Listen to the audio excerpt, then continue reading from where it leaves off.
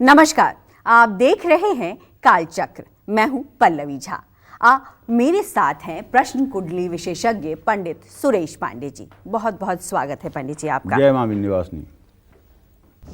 बीमारियों में संजीवनी बन जाएंगे शिव पुराण के महा उपाय, संकट में रक्षक बन जाएंगे शिव पुराण के महा उपाय, हर कष्ट की काट बन जाएंगे शिव पुराण के महा उपाय।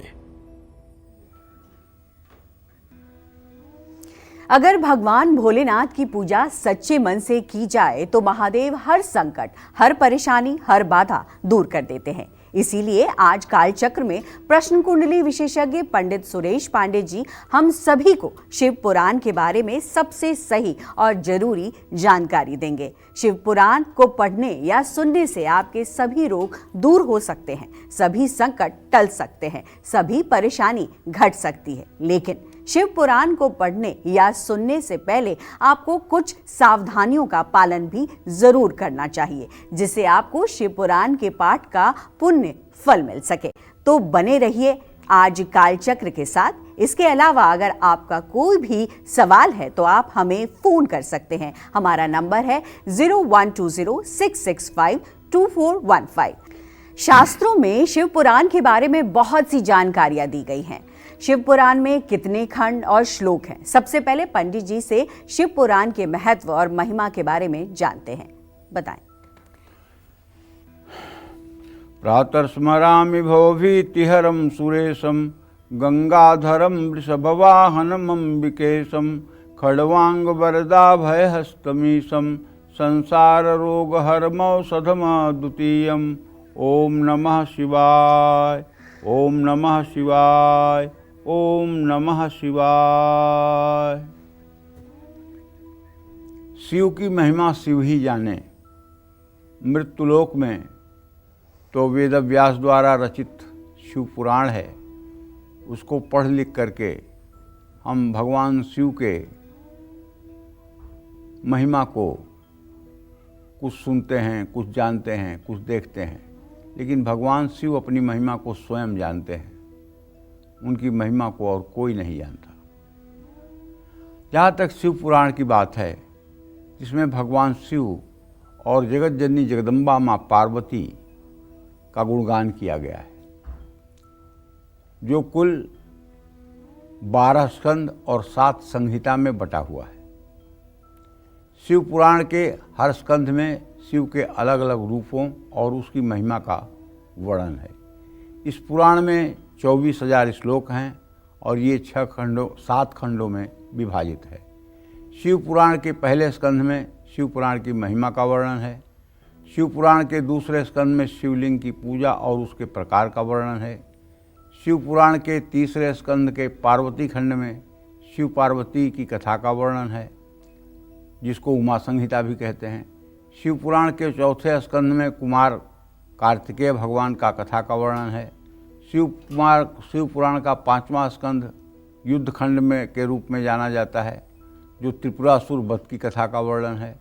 शिव पुराण के 6ठे स्कंद शतरुद्र संहिता में रुद्र अवतारों को और शिव की मूर्तियों का वर्णन है।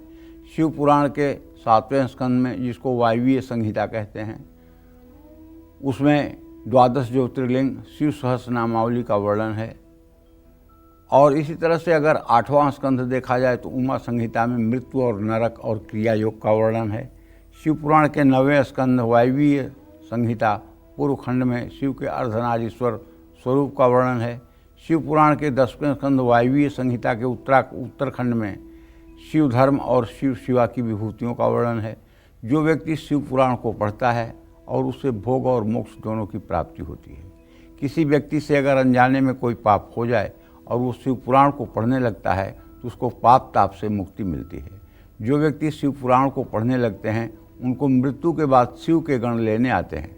सावन में शिव पुराण का पाठ करने से उसका बहुत फल मिलता है और मनुष्य का जीवन सुखकर होता है।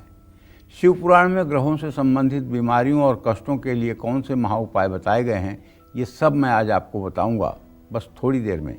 आज आप हमारे साथ बने रहिए और हो सके तो कागज़ कलम अपने हाथ में ले लीजिए, क्योंकि आज की जानकारी अपने आप में बहुत ही अद्भुत जानकारी है। जय मां विंध्यवासिनी। मेष राशि फल कैसी रहेगी? आर्थिक स्थिति, कामकाज, रिश्ते, सेहत, साथ ही क्या है आज का उपाय, शुभ अंक और शुभ रंग? पंडित जी बताइए। देखिए, आज मेष राशि के जातकों को बताना चाहूँगा कि आपके भाग्य स्थान में चंद्रमा गोचर कर रहा है। पहली बात, आपका राशि स्वामी मंगल इस समय आपके अष्टम स्थान मृत्यु स्थान में सूर्य के साथ गोचर करता हुआ अस्त है। काम के लिए तो आपको नए अवसर मिलेंगे। आज मेहनत का पूरा फल भी मिलेगा। आज दोस्तों का सहयोग भी मिलेगा। ज़्यादा काम की वजह से थकान महसूस करेंगे। व्यर्थ के वाद विवाद से बचें। अपने घर के मुख्य द्वार के पास स्वास्तिक बनाएं। शुभ अंक आपके लिए 1 है। शुभ रंग आपके लिए नीला है। जय मां विंध्यवासिनी। वृषभ राशि का राशिफल कैसी रहेगी? आर्थिक स्थिति, कामकाज, रिश्ते और सेहत, साथ ही क्या है आज का उपाय, शुभ अंक और शुभ रंग? बताएं।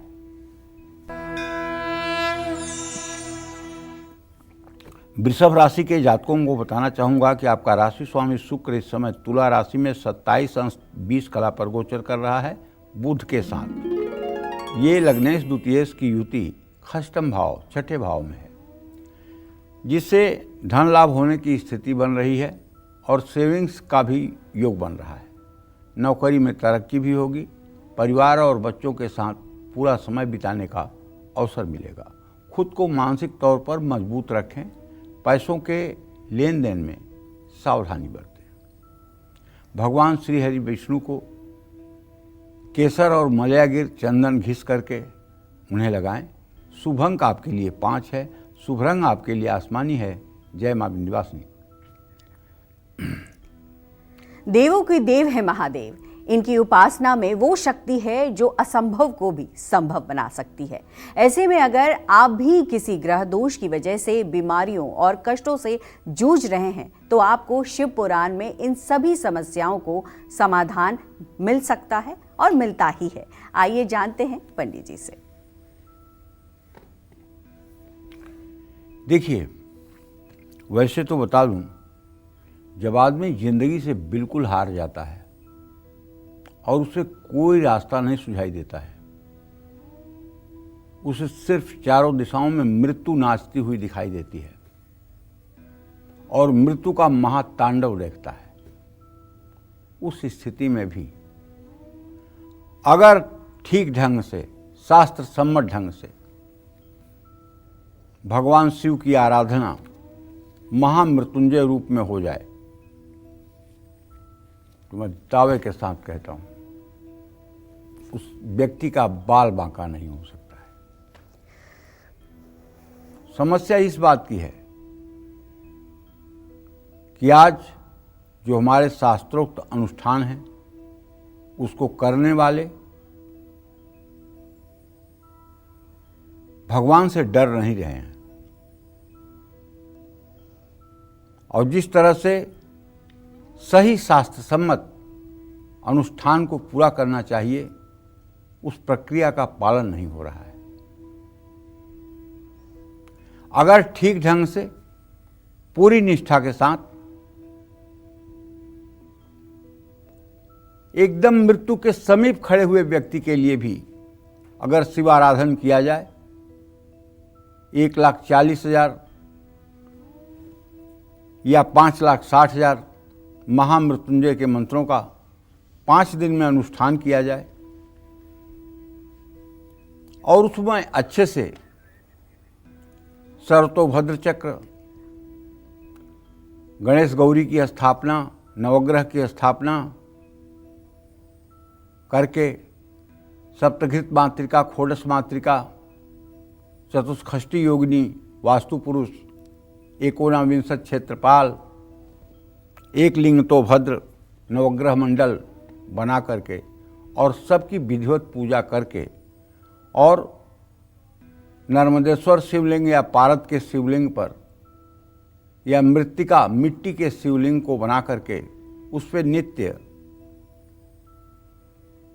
कुशोदक से, कुशोदक कहते हैं पानी में कुशा को जल में मिला दिया जाए तो उसको कुशोदक कहते हैं, उससे रुद्र सूक्त से अभिषेक किया जाए और उसके बाद महामृत्युंजय मंत्र का 1,40,000 या 5,60,000 जप किया जाए 5 दिनों में और विधिवत हवन तर्पण मार्जन किया जाए, ब्राह्मणों को भोजन कराया जाए तो निश्चित रूप से अकाल मृत्यु का भय समाप्त हो जाता है।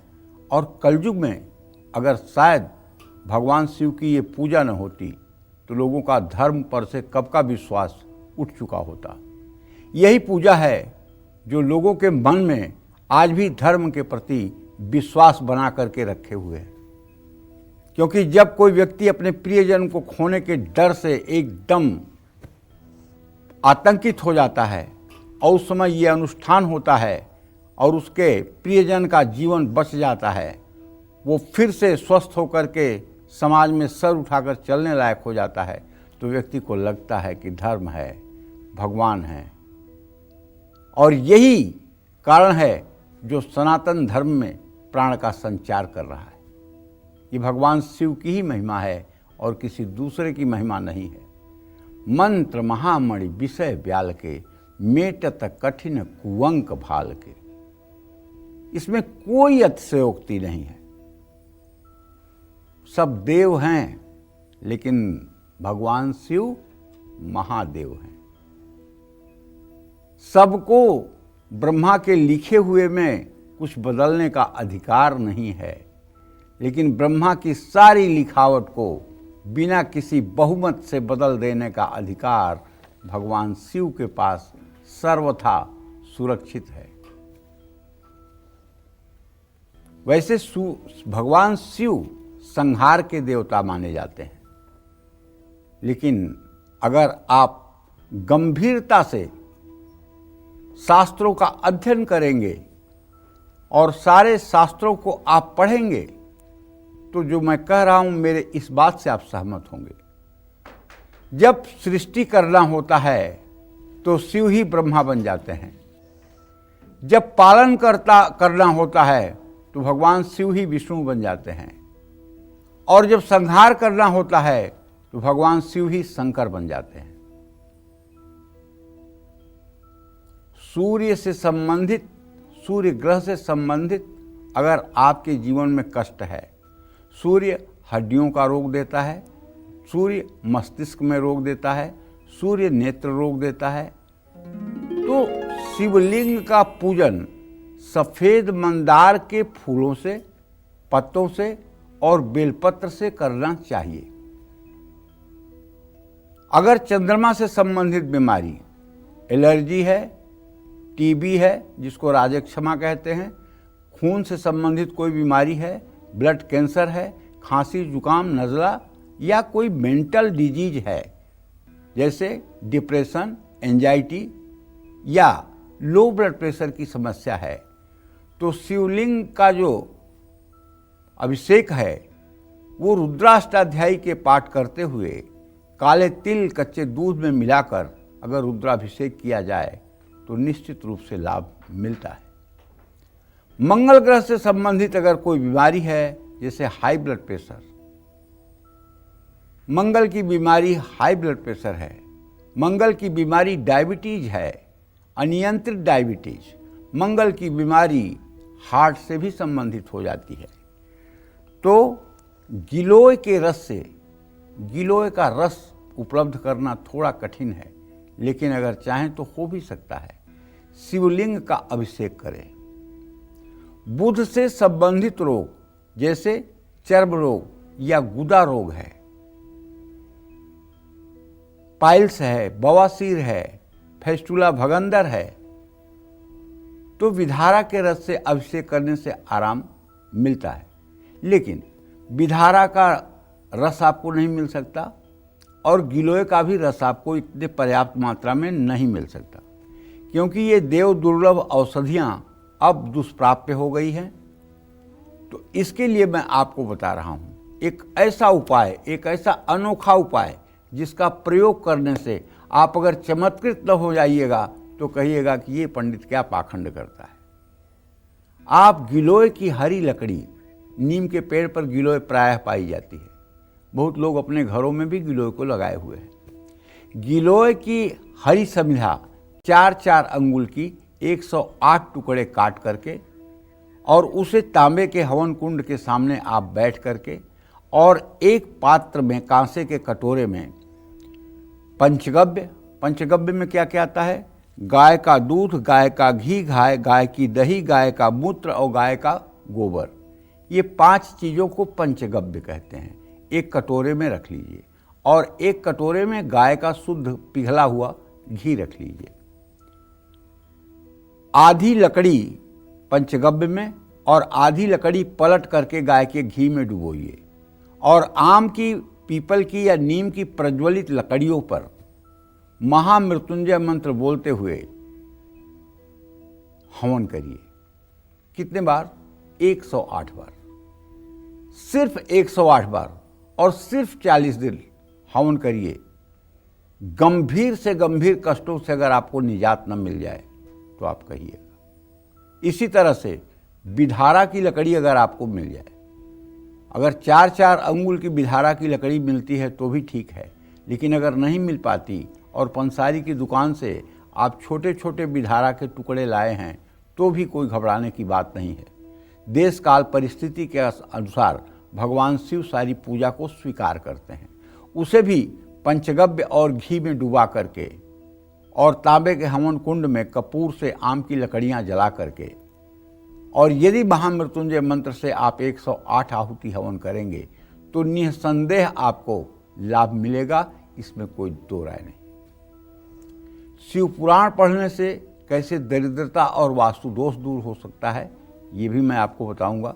बस थोड़ी देर में आप बड़े निष्ठा के साथ हमारे साथ बने रहिए और ये महत्वपूर्ण जानकारियां लेकर के आप अपने को, अपने परिवार को, अपने इष्ट मित्रों को बता करके उन्हें सुख के रास्ते पर ले जा सकते हैं।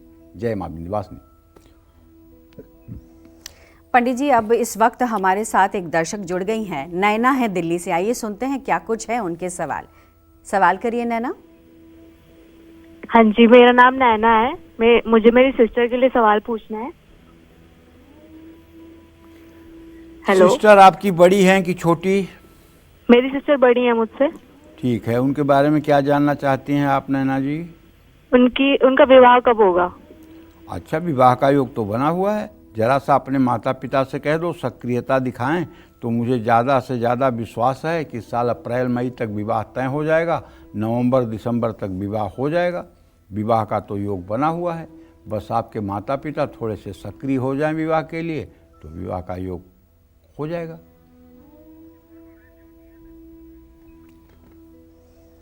और अब हमारे साथ जुड़ गई हैं ज्योति बेंगलुरु से। आइए जानते हैं क्या कुछ उनके मन में प्रश्न है। ज्योति, आपका बहुत बहुत स्वागत है, सवाल करिए। नमस्ते मैम, प्रणाम गुरुजी। सदा सुखी रहिए। मैम, मैं बेंगलुरु से बोल रही हूँ। मैं अपनी बेटी के बारे में सवाल पूछना है मेरे को। मेरी बेटी का जन्म है 21/5/1999, दिन शुक्रवार, रात 1:15, जन्म स्थान बिहार। क्या जानना चाहती हो ज्योति? गुरुजी, उसका बैडमिंटन खेल रही थी तो नेशनल तक जाके फिर वो उसी रुक गई। फिर अभी आर्मी में जाना चाहती तो गुरुजी मेरिट में 2 बार 3 बार उसका नहीं हो रहा है। उससे बेटा बोलो ना कि एक मंत्र है ओम अंग अंगारकाय नमः। इस मंत्र का वो 10 माला जब 50 दिन करे, फिर उसे खेल जगत में निश्चित रूप से उपलब्धि मिलने से कोई नहीं रोक सकता। उससे बोलो ओम अंग अंगारकाय नमः। ये मंत्र है। रुद्राक्ष की माला पर सुबह नहा करके घी का दिया जला के पूजा स्थान में बैठ करके, और ये मंगल का मंत्र है ओम अंग अंगारकाय नमः। इस मंत्र का 10 माला जप करें और मंगलवार के दिन गुड़ और गेहूं की रोटी किसी गाय के बछड़े को खिलाएं। ये उपाय 7 मंगलवार करवा दीजिए, उसे खेल जगत में सफलता मिलेगी और उसे प्रसिद्धि भी मिलेगी। जय मां विंध्यवासिनी। चलिए अब बात करते हैं मिथुन राशि की। मिथुन राशि का राशिफल कैसा रहेगा आज का पूरा दिन, आइए जानते हैं।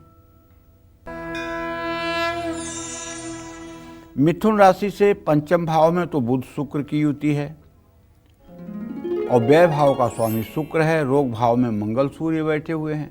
इसलिए मुझे तो लगता है कि आज मिथुन राशि के जातकों को न चाहते हुए भी दवाइयों पर पैसा खर्च करना पड़ेगा। अगर आप व्यवसायी हैं तो काम को लेकर नई योजना बना सकते हैं। आज आपके पारिवारिक मसले सुलझेंगे। आज पूरे दिन आप स्वस्थ रहेंगे। जल्दबाजी में कोई बड़ा फैसला आपको नहीं लेना चाहिए। आज सुंदरकांड का पाठ करें। शुभ अंक आपके लिए 3 है।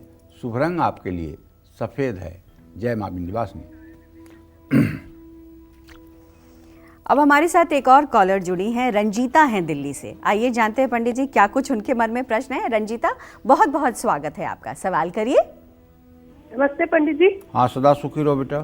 पंडित जी, मेरे को 2 सवाल पूछने हैं।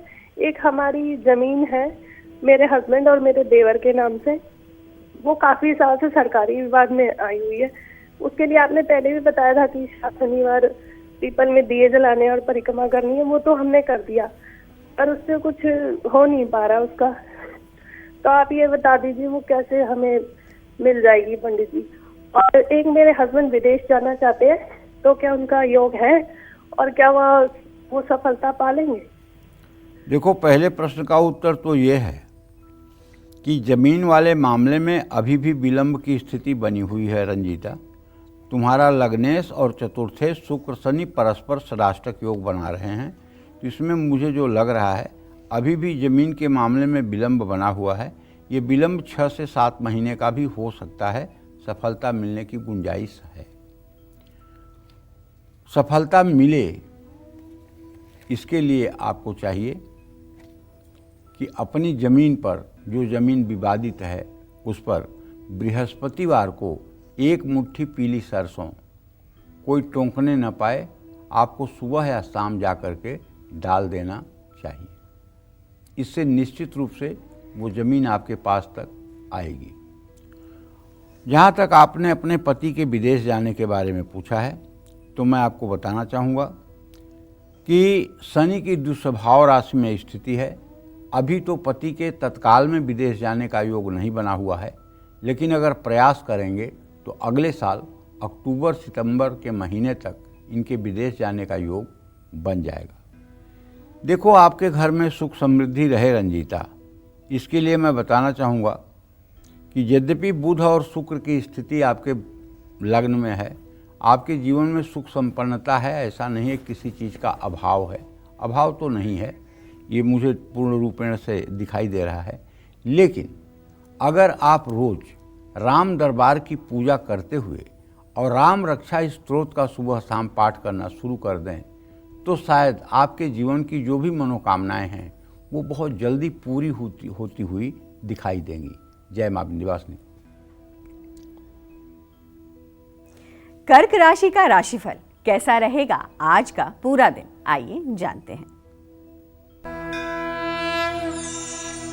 कर्क राशि का स्वामी चंद्रमा इस समय 6ठे भाव में गोचर कर रहा है।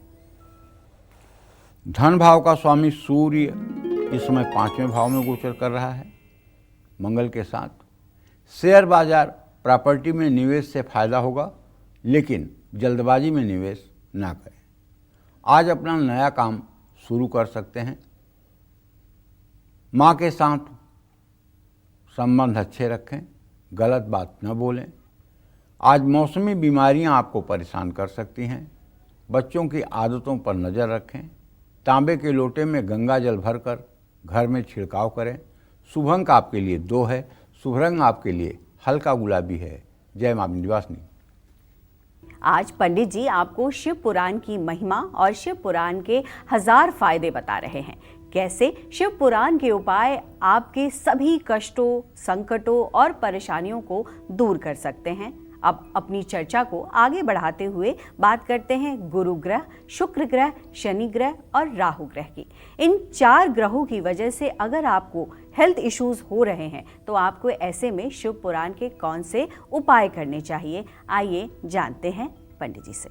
पंडित जी, भगवान शिव के बारे में एक कहावत बहुत मशहूर है, जौ तप करई कुमारी तुम्हारी, भाव्यु मेट सकहि त्रिपुरारी। अगर होनी को भी बदलने का सामर्थ्य किसी देवता में है, वो भगवान शिव है। भगवान शिव की आराधना से इस चराचर जगत में कोई ऐसा कार्य नहीं है जो असंभव हो। भगवान शिव बहुत सरल है। इनकी सरलता के नाते ही इनका नाम भोलेनाथ है। बहुत ही सरल है। अपने भक्तों के भाव का पूरा सम्मान अगर कोई इस ब्रह्मांड में करने वाला देवता है तो वो भगवान शिव है।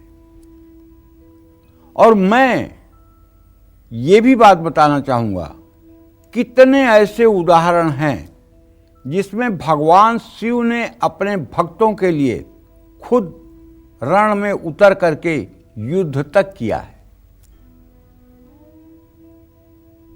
अपने भक्तों के लिए भगवान ने युद्ध तक किया है, इसका शास्त्रों में प्रमाण है। अगर आपको बृहस्पति से संबंधित रोग हो, जैसे बृहस्पति से संबंधित पहला रोग होता है शरीर में स्वेलिंग आना और ज्वाइंट पेन होना, आंतों की बीमारी, लीवर में इन्फेक्शन होना, लीवर सिरोसिस जैसी बीमारी,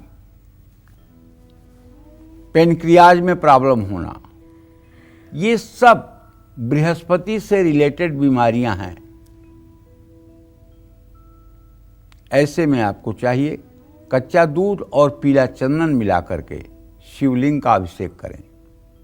किसी विद्वान ब्राह्मण को बुला करके रुद्रा अष्टाध्यायी के 11 पाठों को करते हुए एकादशनी रुद्राभिषेक, नमक चमक का जो पाठ होता है, उससे मिट्टी का पार्थिव शिवलिंग बना करके जिस दिन शिववास हो उस दिन ये अभिषेक करना चाहिए।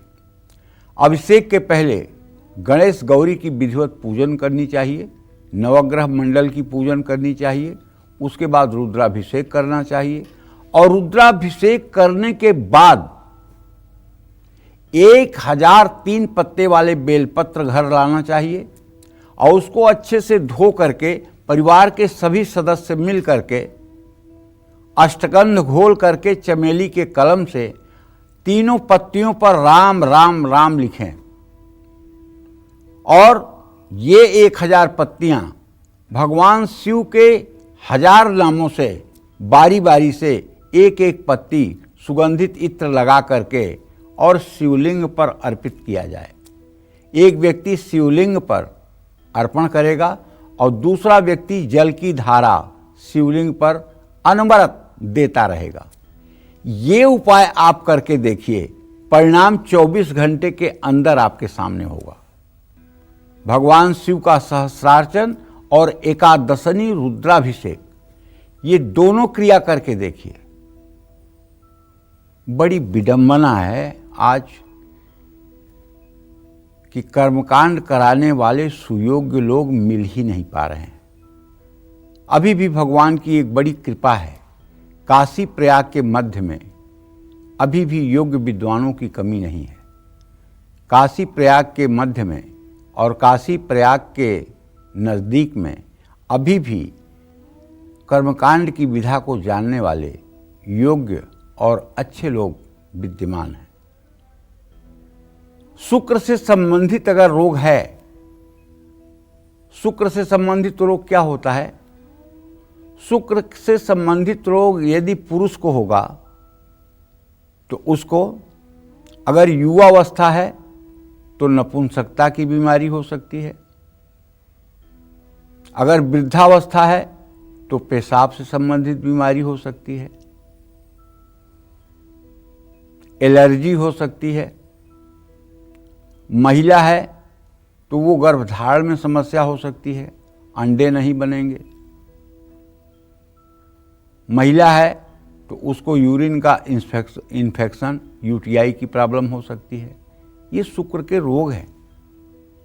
ऐसे में यदि मिट्टी का शिवलिंग बनाकर या नर्मदेश्वर शिवलिंग पर या पारे के शिवलिंग पर पंचामृत, शहद और घी से अगर रुद्रा अष्टाध्यायी के, अगर मान लीजिए कि आप पंडित जी को नहीं बुला सकते, तो अब आपके घर में पारे या नर्मदेश्वर का शिवलिंग है, तो आप अपनी मोबाइल में रुद्र सूक्त टाइप करिए। रुद्र सूक्त में 16 मंत्र चलेंगे और इन 16 मंत्रों के चलते हुए आप भगवान शिव के शिवलिंग का पंचामृत से अभिषेक करिए। ये अभिषेक आप श्रृंगी से करिए। श्रृंगी कहते हैं, सींग को श्रृंगी कहते हैं। पहले गाय के सींग से भगवान शिव का अभिषेक होता था। अब क्या हुआ है कि तांबा, चांदी और पीतल 3 चीज़ों के श्रृंगियाँ बाजार में उपलब्ध हैं। उस पर आगे गाय का मुंह बना हुआ है, उसमें एक छोटा सा छेद है और उसमें आप जब कोई चीज़ भर देते हैं तो धार के रूप में जाकर के शिवलिंग पर गिरता है। अगर चीनी, शहद ऐसी कोई वस्तु डालनी है तो तांबे के श्रृंगी का प्रयोग न करें। अगर पानी से अभिषेक करना है तो तांबे के शिवलिंग से अभिषेक करें। चांदी के श्रृंगी से कोई भी अभिषेक आप कर सकते हैं, कहीं दोष नहीं लगेगा। ये जानकारी जरूरी है। अगर आप पंडित जी नहीं बुला सकते हैं तो आप रुद्र सूक्त का पाठ अपने मोबाइल में चला दीजिए और बहुत अच्छे से आप भगवान शिव की आराधना करिए। 1 बार, 2 बार, 4 बार वही मंत्र चला करके और आप भगवान शिव की पूजा करिए, आपकी मनोकामना पूरी होगी। शनि से संबंधित अगर रोग है, शनि से संबंधित रोग नसों का होता है, मांसपेशियों का होता है, लेकिन शनि और शुक्र से संबंधित जब रोग होता है तो ये किडनी का रोग होता है, कैंसर का रोग होता है।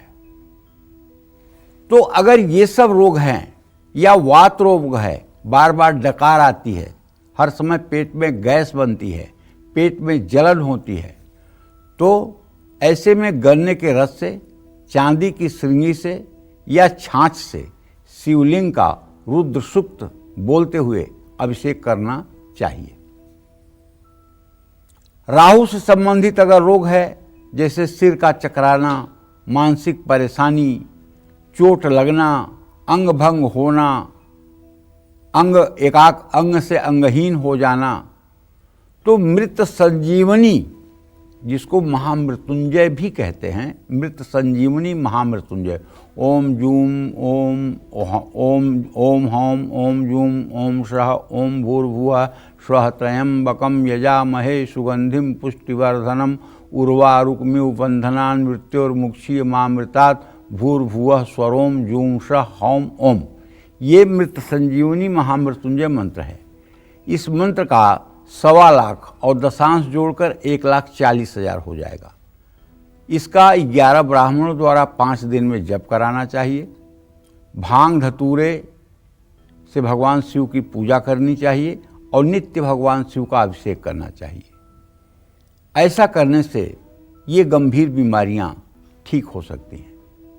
शिव पुराण के कौन से उपाय आपकी दरिद्रता और आपके पूर्व जन्म के पापों को मुक्त कर सकते हैं, ये भी अभी थोड़ी देर में मैं आपको बताऊंगा। देखिए, आज का विषय बहुत ही कल्याणकारी है और आज के विषय की अगर आपको जानकारी होगी तो आप स्वयं से ये उपाय करके और अपने आप को रोग शोक से मुक्त कर पाएंगे। जय मां विंध्यवासिनी। चलिए, सिंह राशि का राशिफल कैसा रहेगा आज का पूरा दिन, आइए जानते हैं।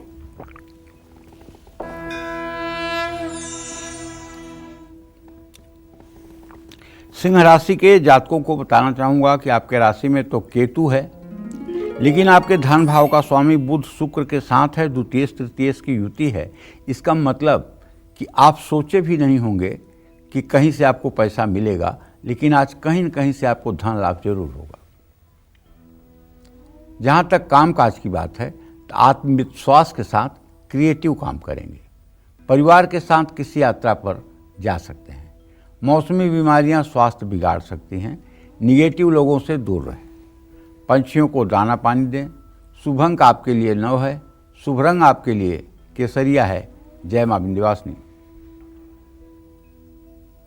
शिव पुराण कैसे आपको दरिद्रता से मुक्ति दिला सकता है और आपको पूर्व जन्म के पापों से मुक्त कर सकता है, आइए पंडित जी से जानते हैं। पंडित जी, देखिए, भगवान शिव कितने भोले हैं इसका कोई प्रमाण क्या देगा। एक साधुकड़ी कथा है, साधु लोगों के मुंह से सुना गया है कि एक आदमी बड़ा गरीब था और वो चोरी करके अपनी आजीविका चलाता था। एक दिन उसका कहीं चोरी में हाथ नहीं जमा और वो काफ़ी भूखा था। उसको लगा कि अब क्या करूं, तो रात में उसे सूझा कि यहाँ एक शिव मंदिर है, उसी में चलते हैं। जो शिव मंदिर में घंटा होगा, पूजा की थाली होगी, उसी को चुरा लेते हैं और चुरा कर बेच करके उसी से अपना भरण पोषण कर लेंगे।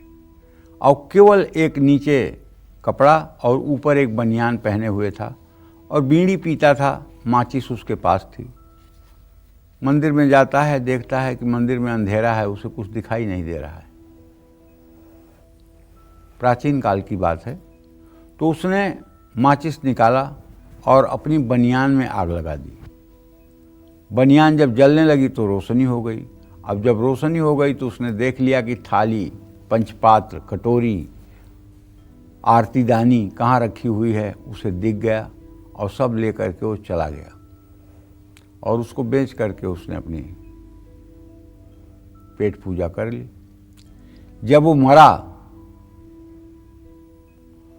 तो यम के सामने जब गया तो वहाँ उसके पाप पुण्य का जब लेखा जोखा खुला तो पता लगा इसने शिव मंदिर में चोरी की है। इसने शिव मंदिर में चोरी की है।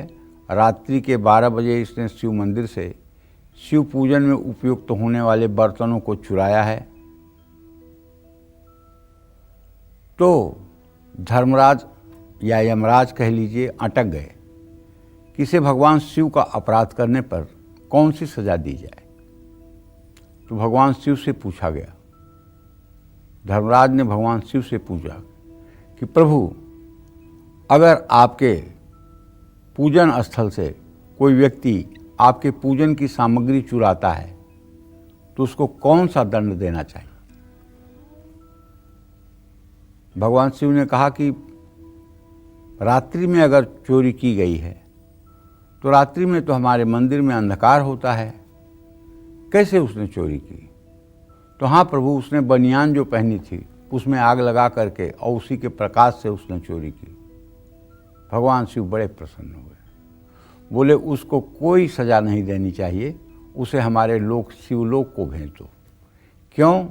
क्योंकि लोग 3 सेंटीमीटर 4 सेंटीमीटर की रुई की बत्ती लगाकर दिया जलाते हैं, तब मैं उनकी सारी मनोकामना पूरी कर देता हूँ। उसने तो अपने तन का वस्त्र ही जला दिया मेरे मंदिर में, तो मैं अति प्रसन्न हूँ उससे। और उसकी परिस्थिति को देखते हुए आप उसको मेरे शिवलोक में भेज दीजिए, उसे कोई दंड मत दीजिए।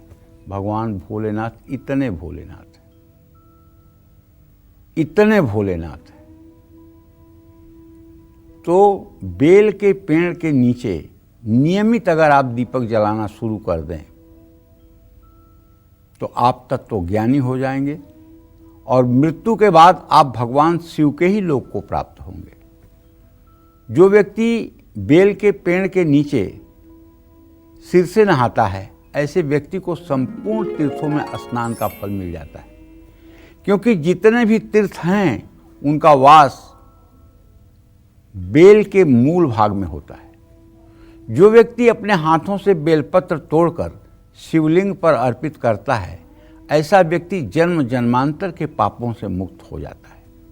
जो व्यक्ति बेल के पेड़ की कुमकुम, चंदन और दीपक से पूजा करता है, उस व्यक्ति को शिवलोक में स्थान मिलता है, इसमें संशय नहीं करना चाहिए।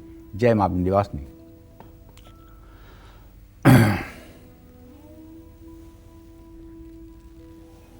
कन्या राशि का राशिफल। कैसी रहेगी आर्थिक स्थिति, कामकाज, रिश्ते और सेहत, साथ ही क्या है आज का उपाय, शुभ अंक और शुभ रंग, आइए जानते हैं। कन्या राशि का स्वामी बुध शुक्र के साथ इस समय द्वितीय भाव में गोचर कर रहा है, लेकिन आपके व्यय भाव में केतु है। ऐसे में आज घरेलू खर्चा बढ़ेगा, संभल करके खर्च करें, जो बहुत आवश्यक है वही खर्च करना चाहिए। अगर आप नौकरी के लिए ट्राई कर रहे हैं तो विश्वास रखिए आपको कहीं आज बुलावा आ सकता है। जीवन साथी के साथ बातचीत से मामला सुलझाएं। बाहरी खान पान आपके स्वास्थ्य को बिगाड़ सकता है। ऑफिस पॉलिटिक्स से बचें। तुलसी के पौधे की देखभाल करें। शुभ अंक आपके लिए 7 है। शुभ रंग आपके लिए हरा है। जय मां विंध्यवासिनी।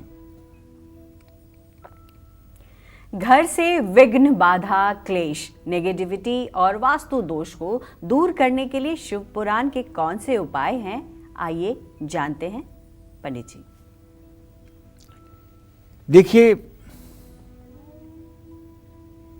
पूजा कि जब हम प्राथमिक सोपान में होते हैं, जैसे बच्चे पढ़ाई के लिए जब स्कूल में प्रवेश करते हैं तो हिंदी मीडियम में उन्हें क से कबूतर पढ़ाया जाता है और कबूतर का चित्र भी दिखाया जाता है, क्योंकि वो कबूतर को घर के अगल बगल देख लेता है, इसलिए उसको क याद हो जाता है। अगर अंग्रेजी मीडियम की पढ़ाई है तो उसे ए फॉर एप्पल पढ़ाया जाता है, क्योंकि वो घर में एप्पल आता है और उसको देखता है, इसलिए उसके दिमाग में बात आ जाती है ये एप्पल है। उसी तरह से जब हम साधना के प्रारंभिक काल में होते हैं, साधना के शुरू काल में होते हैं, तो हम साकार उपासना करते हैं।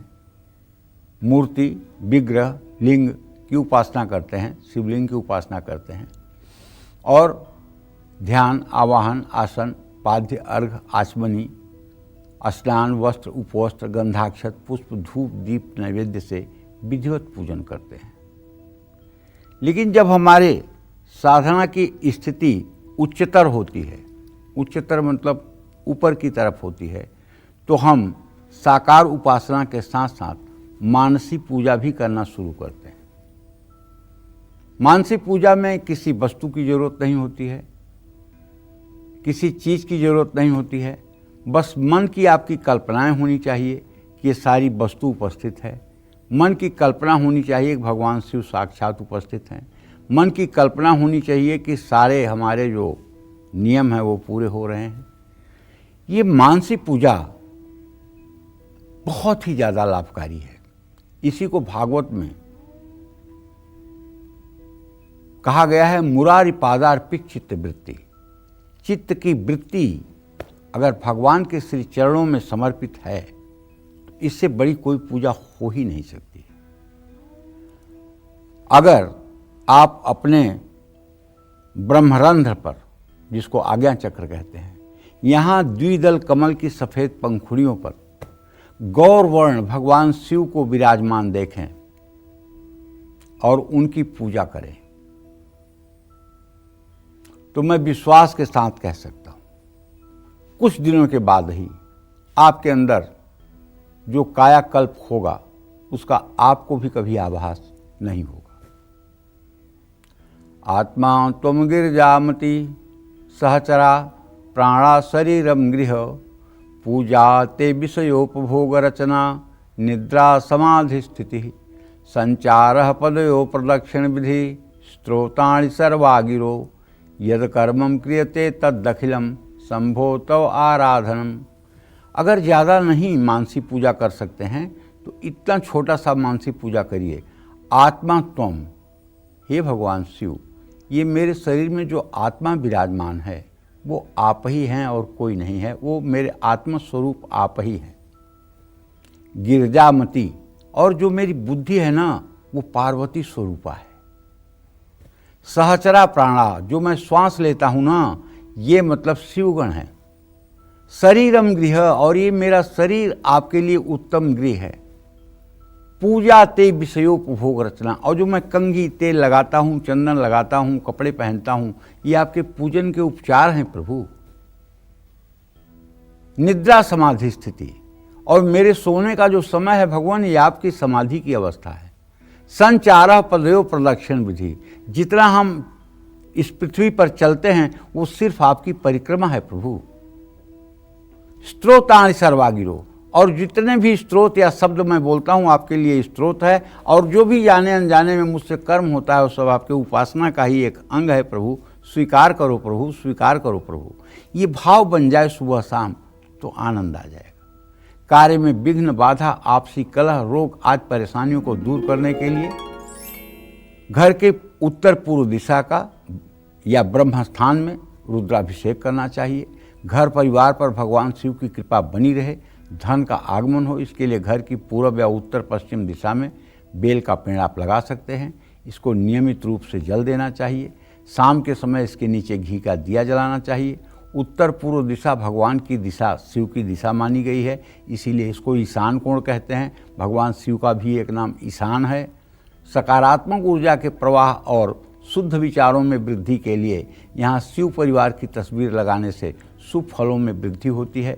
वास्तु दोषों से उत्पन्न अकारण भय परेशानी के निवारण के लिए गोस्वामी तुलसीदास जी द्वारा रचित रुद्राष्टकम का पाठ नित्य सुबह शाम करना चाहिए।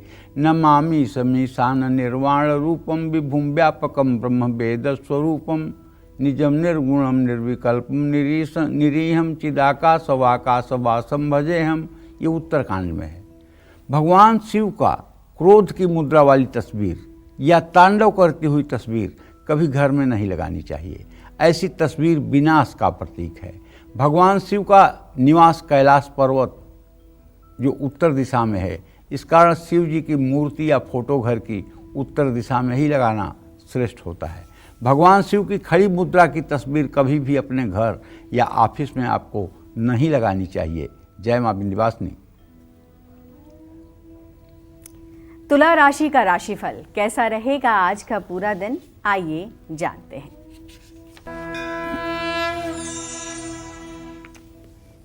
देखिए, तुला राशि के जातकों को बताना चाहूँगा कि बुध शुक्र की युति आपके राशि में बनी हुई है। आमदनी का नया स्रोत मिलेगा, धन लाभ होगा और नई नौकरी मिल सकती है।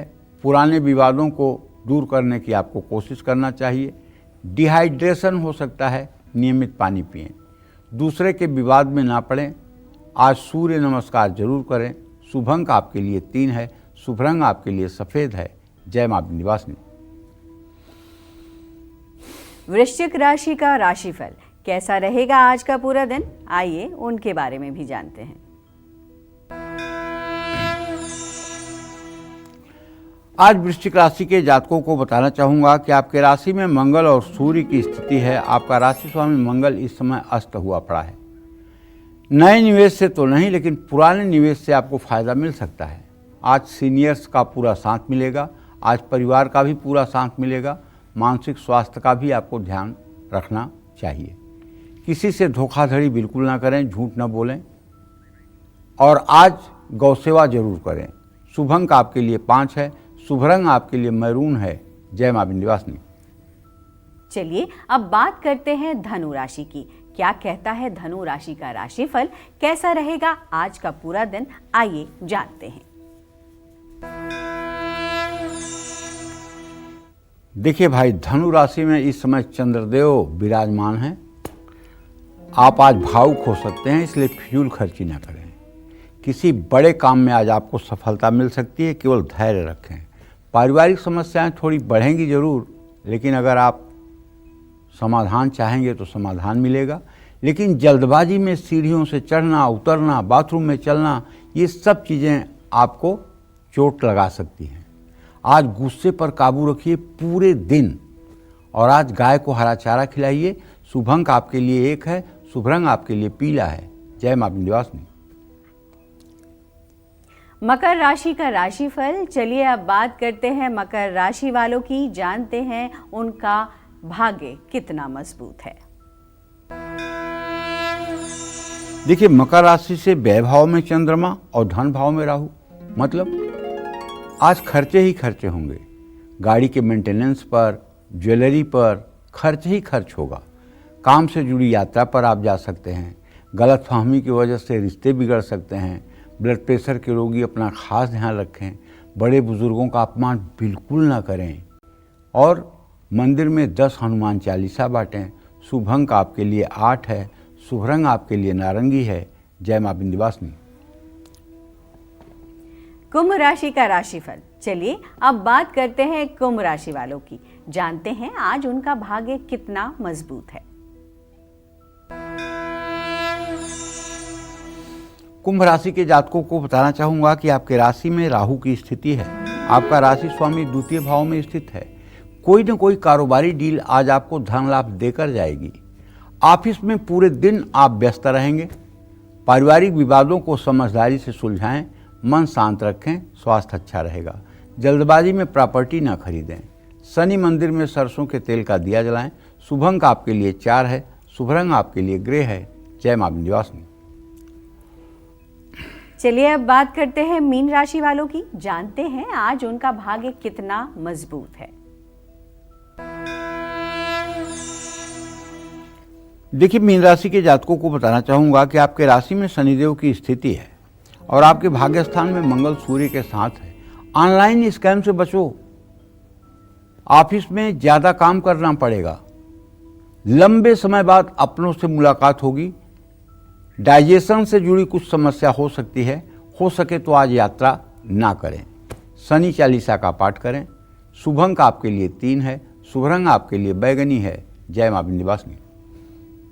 शिव पुराण को पढ़ने या सुनने से पहले और बाद में आपको किन बातों का ध्यान रखना चाहिए जिससे आपको इसका पूरा फल मिल सके, आइए जानते हैं।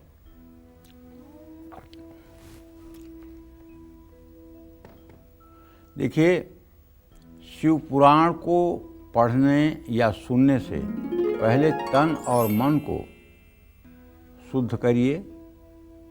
नए और साफ स्वच्छ कपड़े धारण करिए। मन में भगवान शिव के प्रति श्रद्धा रखिए। श्रद्धा बहुत बड़ी चीज है। श्रद्धा से ही भगवान मिलते हैं। ये बात पक्की अच्छी तरह से समझना चाहिए। और अगर शरीर में कहीं भगवान शिव का ध्यान किया जाता है तो वो आज्ञा चक्र पर किया जाता है। आज्ञा चक्र दोनों आंखों के मध्य में ऊपर जो मस्तिष्क है वहीं आज्ञा चक्र है। ये आज्ञा चक्र जिसका जागृत हो जाता है, ऐसा व्यक्ति भूत, भविष्य, वर्तमान और यहाँ तक कि अदृश्य से अदृश्य व्यक्ति की, अदृश्य से अदृश्य परिस्थितियों के बारे में ऐसे आदमी को जानकारी हो जाती है। और किसी से अपने मन में द्वेष भाव नहीं रखना चाहिए। किसी की निंदा चुगली नहीं करनी चाहिए, वरना शिव पुराण पढ़ने से कोई लाभ नहीं मिलेगा। सात्विक भोजन ग्रहण करना चाहिए और तामसिक पदार्थों का त्याग करना चाहिए। किसी भी तरह का पापाचार नहीं करना चाहिए। शिव पुराण का पाठ सुनने से पहले या बाद में किसी का दिल न दुखाएं। शिव पुराण पढ़ने वाला व्यक्ति काठ की चौकी या भूमि पर शयन करे। किसी भी तरह का नशा न करे। कथा पूर्ण होने पर शिव पुराण और शिव परिवार का विधिवत पूजन करें, रुद्राभिषेक करें और अपने घर में शिव जी का उत्सव मनाएं और हो सके तो ज़रूरतमंद लोगों को भोजन कराएं। यथासंभव लोगों को दान दक्षिणा दें। जय मां विंध्यवासिनी। पंडित जी, आपका बहुत बहुत धन्यवाद। इतनी महत्वपूर्ण जानकारियां आज हमारे दर्शकों को आपने दी है और मुझे लगता है कि उनको इसका बहुत ही लाभ मिलेगा। जय मां विंध्यवासिनी। उम्मीद करते हैं आपको आज हमारा विषय बहुत पसंद आया होगा। कल फिर एक नए विषय और आपकी परेशानियों को दूर करने के लिए ढेरों उपाय लेकर आएंगे हम पंडित सुरेश पांडे जी के साथ। तब तक कालचक्र की पूरी टीम को दीजिए इजाजत। नमस्कार।